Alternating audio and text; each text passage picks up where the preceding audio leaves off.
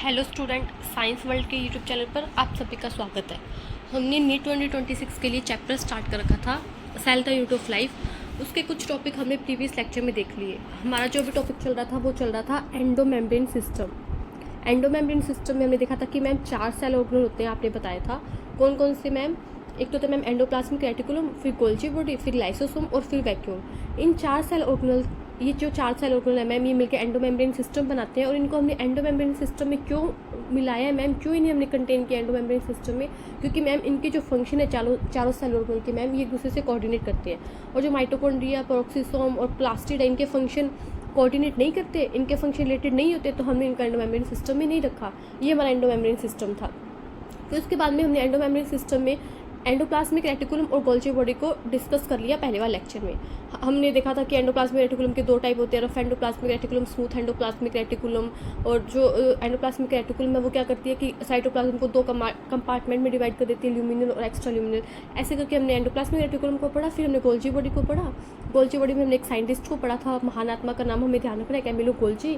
ये ध्यान रखना है 1898, उसके नाम पर हमने गोल्जी बॉडी बोल दिया। उसने एक डार्क स्टेन स्ट्रक्चर को देखा न्यूक्लियस के पास में। और 2 फेस होती है, सिस फेस, फॉर्मिंग फेस और कॉन्वेक्स फेस। ये एक ही फेस के नाम है तीनों। और फिर ट्रांस फेस, मैच्योरिंग फेस और कॉन्केव फेस आ जाएगा। और पैकेजिंग का काम होता है गोल्जी बॉडी का मेनली। और पैकेजिंग करके गोल्जी बॉडी क्या करता है, सिक्रेट करता है। सेल के अंदर भी सिक्रेट कर सकता है और बाहर भी सिक्रेशन कर सकता है। और ग्लाइकोप्रोटीन, ग्लाइकोलिपिड बनाएगा। कहाँ से वेसिकल एंटर करेगी, फ्यूज सिस फेस से होगी और बाहर ट्रांस फेस से निकलेगी। और जो डायमीटर होता है वो 0.5 to 1 माइक्रोमीटर होता है। सिस्टर्न नहीं वैरी कर सकते नंबर में। सब कुछ हमने प्रीवियस लेक्चर में देख लिया। मैंने एक ब्रीफ इंट्रोडक्शन सा दिया जो हमने पहले पढ़ा था कि आपके माइंड में वो चीज़ें रिकॉल हो जाए, ठीक है। उसके बाद में जो हमारा नेक्स्ट टॉपिक आता है वो आता है मैम लाइसोसोम। एंडोमेम्ब्रेन सिस्टम का जो 3rd सेल ऑर्गेनल हमें पढ़ना है, स्टडी करना है, वो कौन सा है मैम, लाइसोसोम। तो आज हम लाइसोसोम के बारे में पढ़ेंगे। देखो, ज़्यादा बड़े टॉपिक नहीं है लाइसोसोम और वैक्यूल। एनसीईआरटी में छोटे छोटे पैराग्राफ में दिए हुए। लाइसोसोम रीड करते हैं। These are membrane bound vesicular structure formed by the process of packaging in the Golgi apparatus. ये क्वेश्चन पहले आया हुआ है कि कौन सी प्रोसेस के थ्रू जो है वो लाइसोसोम बनता है। तो हमें ध्यान रखते हैं मैम, लाइसोसोम जो है वो पैकेजिंग की प्रोसेस के थ्रू बनता है। और ये पैकेजिंग कौन से सेल ऑर्गेनल में होती है मैम, गोल्जी एपेटस में। अगर आपको ध्यान हो तो हमने जो डायग्राम देखा था उसमें एनसीईआरटी में कुछ इस टाइप से गोल्जी एपेटस का डायग्राम बना के यहाँ से एक वेसिकल सा निकलता हुआ दिखाई गया। तो ये जो वेसिकल है आगे जाके ये वेसिकल क्या बना लेगा, लाइसोसोम बना लेगा। और कौन सी प्रोसेस के थ्रू मैम, पैकेजिंग के थ्रू। और कैसी सेल ऑर्गेनल मैम, ये membrane bound structure, membrane bound vesicular structure है। इतनी बातें ध्यान रखिए। जो क्वेश्चन बन सकते हैं, 3 क्वेश्चन बन सकते हैं इस लाइन से कि कितनी मेम्ब्रेन मिलेगी मैम, सिंगल मेम्ब्रेन मिलेगी। मेम्ब्रेन बाउंड वेसिकुलर स्ट्रक्चर है मैम। कौन सी प्रोसेस के थ्रू बनेगा मैम, पैकेजिंग की प्रोसेस के थ्रू बनेगा मैम। कौन से सेल ऑर्गेनल से बनेगा मैम, पैकेजिंग होके गोल्जी एपेटस से। एक लाइन से 3 क्वेश्चन जो बनेंगे मैंने आपको बता दिए। अब देखो उसके आगे रीड करते हैं क्या लिखा हुआ है। उसके आगे एनसीईआरटी बोल रही है, the isolated lysosomal vesicle have been found to be very rich in almost all type of hydrolytic enzymes. उसके बाद में ये क्वेश्चन बनता है कि लाइसोसोम के अंदर किस टाइप के एंजाइम हमें देखने को मिलते हैं। तो उसके अंदर जो एंजाइम मिलते हैं वो होते हैं हाइड्रोलाइटिक एंजाइम्स। हाइड्रोलाइटिक एंजाइम जैसे हाइड्रोलेसिस, लाइपेसिस। लाइपेसिस जो है वो लाइपेसिस है वो लिपिड को डाइजेस्ट करेगा, लिपिड पे अपना काम करेगा, नाम से ही पता चल रहा है। प्रोटीएसिस मैम प्रोटीन पे अपना वर्क करेगा। और कार्बोहाइड्रेसिस जो है मैम, ये क्या करेगा, कार्बोहाइड्रेट पे वर्क करेगा। कुछ बातें आप नोट कर सकते हो कि जो लाइसोसोम है, मैं थोड़ा सा एनसीईआरटी से बाहर चीज़ें बता रही हूँ। तो चीज़ें वैसे एनसीईआरटी में डायरेक्ट गिवन नहीं है, बट आपके एग्जाम में पूछ जा सकते हैं। लाइसोसोम को हम सुसाइड बैग बोलते हैं। सुसाइड बैग क्यों बोलते हैं सुसाइड बैग? कि देखो लाइसोसोम के अंदर क्या है, हाइड्रोलाइटिक एंजाइम है, हाइड्रोलाइटिक एंजाइम। और ये एंजाइम जैसे हमने देखी कौन सा लाइपेज है, कौन सा लाइपेज है मैम, कौन सा मैम प्रोटीएज है मैम, कौन सा मैम कार्बोहाइड्रेट है। तो ये क्या करते हैं, जो लाइपेज है वो लिपिड को डाइजेस्ट कर देगा, जो प्रोटीएज है वो प्रोटीन को डाइजेस्ट कर देगा, जो कार्बोहाइड्रेट है वो कार्बोहाइड्रेट को डाइजेस्ट कर देगा। तो जो एक सेल है वो मिलकर किससे मिलकर बनी हुई है, जो सेल मेम्ब्रेन है वो प्रोटीन और लिपिड से मिलकर बनी हुई है। तो जो हमारी सेल है वो कहीं ना कहीं इनसे मिलकर बनी है, लिपिड, प्रोटीन, कार्बोहाइड्रेट इनसे मिलकर ही। तो क्या होता है, लाइसोसोम क्या करता है कि फट जाता है। जब ये एक वेसिकुलर स्ट्रक्चर ही तो है सेल के अंदर, जब ये फटेगी तो इससे सारे जो एंजाइम है वो बाहर साइटोप्लाज्म में रिलीज हो जाएंगे। और ये सारे एंजाइम मिलके सेल मेम्ब्रेन को, सभी जो सेल ऑर्गेनल है उनकी सेल मेम्ब्रेन को सभी को क्या करते हैं, डाइजेस्ट कर देंगे। तो जब सेल मर जाती, मतलब जब सेल क्या हो जाती है, बूढ़ी हो जाती है ना, जब सेल क्या होती है ओल्ड हो जाती है, जब सेल ओल्ड हो जाती है, जब उसका कोई काम नहीं होता, या फिर सेल का कोई मान लो सेल ऑर्गेनाइज, जैसे सेल के अंदर माइटोकॉन्ड्रिया है यहाँ पे, और ये खराब हो गया, काम नहीं कर पा रहा, ये बूढ़ा हो गया, इसको मारना है, मतलब इसको हमें खत्म करना भी नहीं चाहिए हमें, क्योंकि अगर पड़ा रहेगा तो वेस्ट ही है हमारे लिए, जैसे कचरा नहीं होता उसको हमें वेस्ट करना होता है। तो वैसे ही क्या कहते हैं, सुसाइड बैग है लाइसोसोम, ये क्या कहते हैं, एंजाइम रिलीज करेगा, इसके ऊपर ये डाइजेस्ट हो जाएगा माइटोकॉन्ड्रिया। वैसे अगर सेल ओल्ड होगी तो लाइसोसोम फट जाएंगे उस सेल के अंदर, और वो पूरी की पूरी सेल डाइजेस्ट हो जाएगी। सेल ने क्या कर लिया, खुद को ही डाइजेस्ट कर लिया। जैसे हम कोई बच्चा सुसाइड नहीं कर लेता नीट के एग्जाम में, अपने कितने ऐसे पढ़ते हैं न्यूज़पेपर में, न्यूज़ की, बच्चे के मार्क्स कम आए तो उसके पेरेंट्स ने उसको प्रेशर किया, या फिर वो खुद डिप्रेशन में जाके उसने सुसाइड कर लिया, कोटा से केजरीवाल साइड। तो वैसे ही क्या होता है कि जैसे बच्चा, जैसे एक मतलब पर्सन को खुद को मार देता है तो उसे सुसाइड करना कहते हैं ना, वैसे ही क्या किया, सेल ने खुद को डाइजेस्ट कर लिया, खुद को ही खत्म कर दिया, तो उसे क्या करेंगे, हम सुसाइड करेंगे। तो ये काम करता कौन है, लाइसोसोम करता है, इसलिए हम क्या कहते हैं, सुसाइड बैग बोलते हैं लाइसोसोम को। ये बात हमें ध्यान रखनी है। ये एक एक्स्ट्रा नॉलेज है जो मैंने आपको बताई, इसका नाम पूछा जाता है कई बार एग्जाम में कि सुसाइड बैग सेल का कौन है, तो सुसाइड बैग सेल का होता है लाइसोसोम। अब हमने क्या देखा लाइसोसोम के बारे में, मैं बताऊँ तो लाइसोसोम के बारे में हमने देखा कि मैम ये एक मेम्ब्रेन बाउंड वेसिकुलर स्ट्रक्चर है, गोल्जी एपरेटस से पैकेजिंग की प्रोसेस के थ्रू बनेगा मैम। इसमें हाइड्रोलाइटिक एंजाइम होंगे जैसे कार्बोहाइड्रेज, लाइपेज, प्रोटीएज। ठीक है मैम, इतना में पता चल गया। ये देखो, उसके बाद में क्वेश्चन पूछा जाता है कि ये एंजाइम जो है कौन सी पीएच पे वर्क करते हैं, तो एसिडिक पीएच पे वर्क करते हैं। ऑलमोस्ट 4.5 to 5 पीएच होती है, अराउंड। ये एंजाइम में पीएच तो नहीं की, बट इतनी पीएच पे वर्क करते हैं। तो कैसी पीएच है मैम, ये एसिडिक पीएच है। These enzymes are capable of digesting carbohydrates. देखो नीचे लिखा हुआ है, ये एंजाइम किस में कैपेबल होते हैं, These enzymes are capable of digesting carbohydrates, proteins, lipids and nucleic acid. Nucleic acid के लिए न्यूक्लियस आ जाएगा, जैसे कार्बोहाइड्रेट के लिए कार्बोहाइड्रेट्स है, प्रोटीन के लिए प्रोटीएज है, लाइपेज है लिपिड के लिए, तो न्यूक्लिक एसिड के लिए आ जाएगा न्यूक्लियस। आप ध्यान रख सकते हो कौन सा एंजाइम आ जाएगा, न्यूक्लियस। ठीक है, तो इतना सा ही एनसीईआरटी में लाइसोसोम के बारे में लिखा हुआ है। मैं फिर से रिवाइज करूँ तो मैम लाइसोसोम का आप ना यहाँ पे ब्रैकेट में ऐसे एनसीईआरटी में मेंशन कर सकते हो, इसे सुसाइड बैग बोलते हैं। ठीक है, और एक बात और हमें ध्यान रखनी है, देखो ये एक लाइसोसोम बनाया मैंने, क्योंकि मेम्ब्रेन बाउंड स्ट्रक्चर है, सिंगल मेम्ब्रेन है, वेसिकुलर होगा तो लाइसोसोम बनाती है मैम। और ये बना किससे है मैम, ये formed by Golgi body, formed by Golgi body ma'am, ये गोल्जी बॉडी से बना है। हमें प्रोसेस भी पता है मैम, कौन सी प्रोसेस है मैम, पैकेजिंग की प्रोसेस है। ठीक है मैम, इसके अंदर हमने पढ़ा कि अभी एंजाइम होंगे मैम, कौन से एंजाइम होंगे ma'am, hydrolytic enzyme, hydrolytic enzyme जो मैम एसिडिक पीएच पे वर्क करते हैं, अराउंड 4.5 to 5। एक बात हमें ध्यान रखनी है कि लाइसोसोम जो है पैकेजिंग के प्रोसेस के थ्रू बनता है गोल्जी बॉडी में, और ये जो हाइड्रोलाइटिक एंजाइम है ये बनाता है एंडोप्लाज्मिक रेटिकुलम। ये क्वेश्चन एक बार PYQ आया था, और ये एनसीईआरटी में बात मेंशन है, बट ये आउट ऑफ द एनसीईआरटी बोल सकते हो, कई बार क्वेश्चन आ जाते हैं। तो हमें ध्यान रखना है कि गोल्जी बॉडी के अंदर जो एंजाइम है हाइड्रोलाइटिक एंजाइम, वो कौन बनाएगा, वो एंडोप्लाज्मिक रेटिकुलम बनाएगी। आप एनसीईआरटी में मेंशन करो, लाइसोसोम के आगे स्पेस होता है ना वहाँ पे। और बट लाइसोसोम बनेगा किससे, पैकेजिंग की प्रोसेस के थ्रू गोल्जी बॉडी से, बट जो एंजाइम है लाइसोसोम के अंदर हाइड्रोलाइटिक एंजाइम, वो कौन बनाएगा मैम, वो बनाएगा एंडोप्लाज्मिक रेटिकुलम। फटाफट से 1 मिनट के अंदर लाइसोसोम को कंपाइल करें मैम। लाइसोसोम है उसे हम सुसाइड बैग बोलेंगे, जैसे आदमी अपनी सुसाइड कर लेते हैं, मार देते हैं खुद को, वैसे क्या करता है लाइसोसोम फट जाएगा। अगर सेल खराब हो गई, सेल बूढ़ी हो गई, कोई सेल और काम नहीं कर रहा और उसको सेल को खत्म कर देगा, तो उसको हमने सुसाइड बैग बोला मैम। लाइसोसोम जो है वो पैकेजिंग की प्रोसेस के थ्रू गोल्जी बॉडी में बनता है। इसमें हाइड्रोलाइटिक एंजाइम होते हैं, बट जो हाइड्रोलाइटिक एंजाइम है मैम वो एंडोप्लाज्मिक रेटिकुलम बनाती है मैम। लाइसोसोम जो है वो एक single membrane bound vesicular structure है। जो मैम हाइड्रोलाइटिक एंजाइम है ना मैम, वो एसिडिक पीएच पे वर्क करते हैं, अराउंड 4.5 to 5 pH, आप ध्यान रख सकते हो।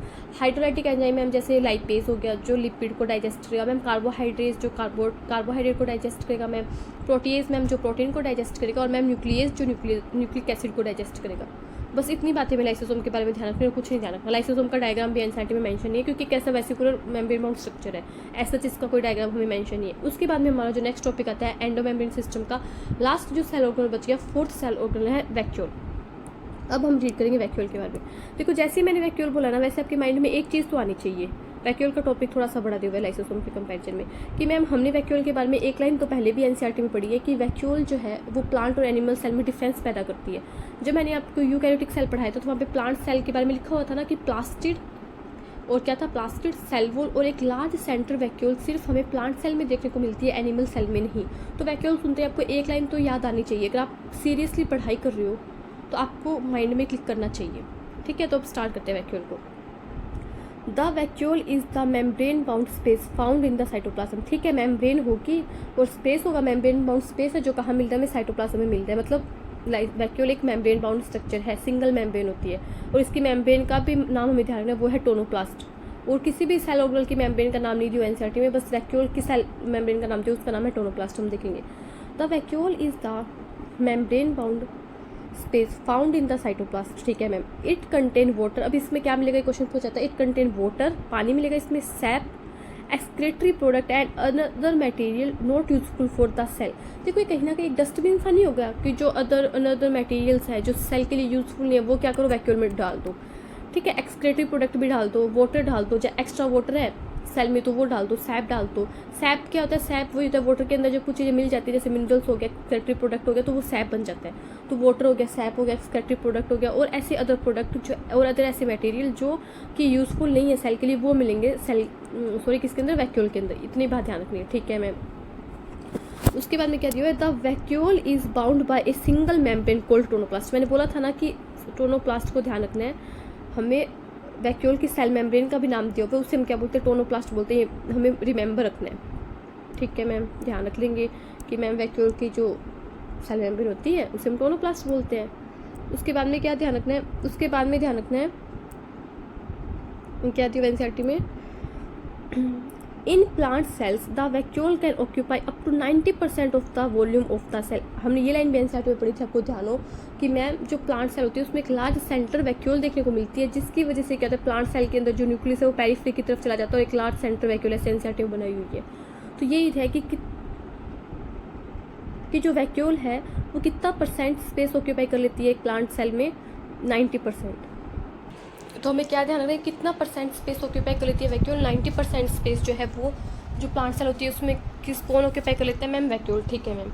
In plants the tonoplast facilitated, plant में टोनोप्लास्ट किसको फैसिलिटेट करता है, द ट्रांसपोर्ट। तो कितना परसेंट स्पेस प्लांट सेल में वैक्यूल ने ऑक्यूपाई कर लिया मैम, 90% स्पेस जो प्लांट सेल में कौन ऑक्यूपाई कर लेता है मैम, वो कर लेता है वैक्यूल, जिसकी वजह से मैम न्यूक्लियस की जो पोजीशन है वो कहाँ हो जाती है मैम, पेरिफेरी की तरफ हो जाती है। उसके बाद में क्या ध्यान रखना है, इन प्लांट्स, उसके बाद में एनसीईआरटी में क्या लिखा होगा, इन प्लांट्स द टोनोप्लास्ट किसके मेम्ब्रेन में, वैक्यूल की। In plants the tonoplast facilitated the transport of A number of ions and other materials against concentration gradient. अब जहाँ पे अगेंस्ट कंसंट्रेशन ग्रेडियंट आपको दिख गया तो आपको पता है ये कैसा ट्रांसपोर्ट, एक्टिव है या पैसिव है मैम, एक्टिव है, क्योंकि हमने पढ़ा था अगेंस्ट एक्टिव होगा और क्या होगा मैम, इसमें एटीपी रिक्वायर होगा, एटीपी खर्च होगा मैम।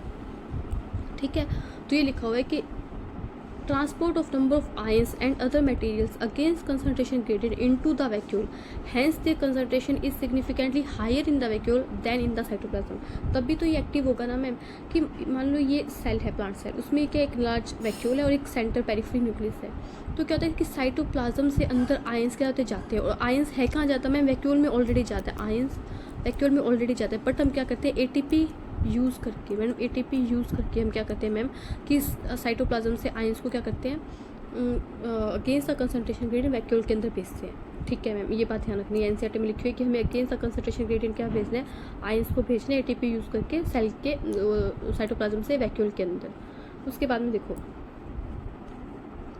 उसके बाद में एनसीईआरटी क्या बोल रही है, फिर उसके बाद में मैंने देखा कि जो अमीबा है, मैंने बताया था अमीबा एक सिंगल सेल से मिलकर बना होता है, यूनिसेलुलर ऑर्गेनिज्म होता है, यूनिसेलुलर ऑर्गेनिज्म अमीबा जो है। हम पढ़ेंगे जो प्रोटिस्टा किंगडम है, कौन सा हमने पढ़ा था ना, मोनेरा प्रोटिस्टा, तो अमीबा कौन से किंगडम में पढ़ेंगे हम, प्रोटिस्टा में। ठीक है मैम, इतनी बात है नहीं, प्रोटिस्टा स्पेलिंग गलत होती है। ठीक है मैम, यूनिसेलुलर ऑर्गेनिज्म है और इसकी शेप कैसी होती है, ऐसे इरेगुलर शेप होती है। In amoeba the contractile vacuole is important for osmo regulation and excretion. हमें ध्यान है कि अमीबा के अंदर हमें क्या मिलेगी, यहाँ पे कॉन्ट्रैक्टाइल वैक्यूल मिलेगी। क्वेश्चन ये पूछा जाता है कि कॉन्ट्रैक्टाइल वैक्यूल कौन से ऑर्गेनिज्म में देखने को मिलेगी, तो हमें ध्यान है अमीबा में। और ये क्या करेगी मैम, ओस्मो रेगुलेशन में हेल्प करेगी और एक्सक्रीशन में हेल्प करेगी। दो चीज़ें ध्यान रखिए, फर्स्ट है ओस्मो रेगुलेशन और सेकंड है एक्सक्रीशन। ठीक है ma'am. In many cells as in protist, देखो प्रोटिस्ट ही है अमीबा भी, food vacuole are formed by engulfing the food particles. और ये क्या करती है कि इनग्लफिंग करने में, फूड पार्टिकल्स का इनग्लफिंग करने में क्या करती है, फूड वैक्यूल जो होती है वो हेल्प करती है बहुत सारे प्रोटिस्टा के अंदर। ठीक है, तो हमने वैक्यूल को पढ़ा, मैं फटाफट से समरी कर रही हूँ वैक्यूल की। मैम वैक्यूल है वो सिंगल मेम्ब्रेन बाउंड स्ट्रक्चर है। ठीक है मैम, मेम्ब्रेन जो है वैक्यूल की उसे हम बोलेंगे मैम टोनोप्लास्ट। जो मैम वैक्यूल है वो एक प्लांट सेल में 90% तक जो स्पेस है वो ऑक्यूपाई कर लेती है, जिसकी वजह से क्या होता है मैम, न्यूक्लियस पेरिफेरी की तरफ चला जाता है। हम क्या करते हैं मैम, टोनोप्लास्ट से क्या करते हैं कि एक्टिव ट्रांसपोर्ट करके against the concentration gradient cytoplasm से आयंस को क्या करते हैं, वैक्यूल के अंदर ट्रांसफर करते हैं मैम एटीपी यूज़ करके अगेंस्ट द कंसंट्रेशन ग्रेडियंट। और मैम जो वैक्यूल है उसके अंदर में क्या देखने को मिलेगा मैम, वाटर देखने को मिलेगा, सैप देखने को मिलेगा, एक्सक्रीटरी प्रोडक्ट देखने को मिलेंगे और कुछ अदर मटेरियल्स जो सेल के लिए यूज़फुल नहीं है वो हम क्या करेंगे मैम, वैक्यूल के अंदर डाल देंगे। फिर हमने देखा कि मैम अमीबा में हमें कॉन्टैक्टाइल वैक्यूल देखने को मिलेगी मैम, जो क्या करेगी, दो काम करेगी मैम, इंपॉर्टेंट रोल है ऑस्मो रेगुलेशन में और एक्सक्रीशन में। और अमीबा हमने देखा मैम एक यूनिसेलुलर प्रोटिस्टा है जिसको हम पढ़ेंगे सेकंड चैप्टर में, ठीक है मैम। उसके बाद में एनसीईआरटी कुछ और प्रोटिस्टा के अंदर हमें फूड वैक्यूल देखने को मिल सकती है, जो क्या करती है, फूड पार्टिकल को इनग्लफिंग करने में क्या करती है, जो हम फूड पार्टिकल को इनग्लफिंग करते हैं ना, तो जो वो वैक्यूल है वो फूड वैक्यूल बनती है।